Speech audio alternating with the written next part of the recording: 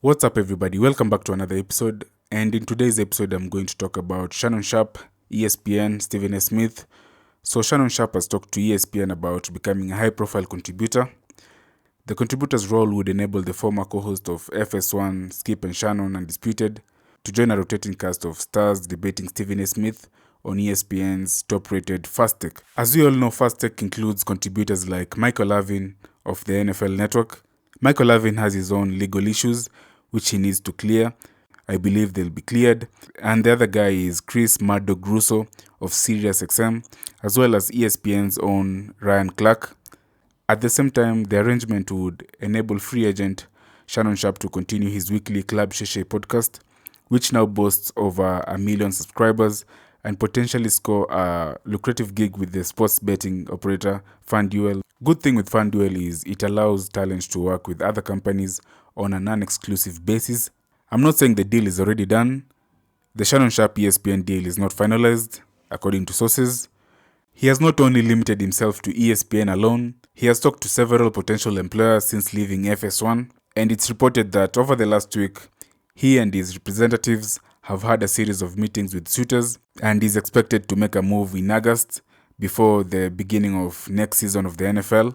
Remember, if I'm not wrong, in around June 19th, Sharpe teased a return to morning TV, and what a better place to make his comeback than Fast Take. Fast Take, of course, is bigger than Undisputed in terms of audience, and on top of it, Stephen A. Smith has publicly lobbied for Sharpe to join him and Molly Karim on the Fast Take desk, but later he clarified that Shannon Sharpe would be part of the family, not a full-time co-host like Max Kellerman was at some point.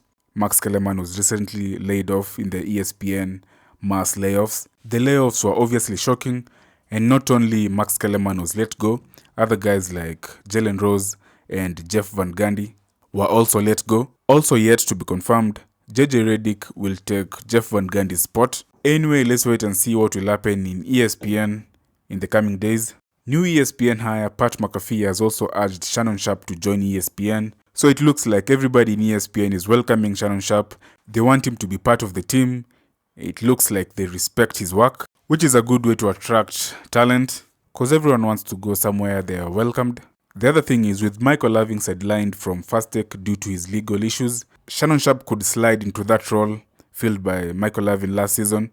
That way Fast Take could promote a designated weekday for Smith vs. Sharpe debates during the NFL season. Now that he'll not be full-time, ESPN chairman Jimmy Pitaro would also not have to dish out a big salary to Shannon Sharpe.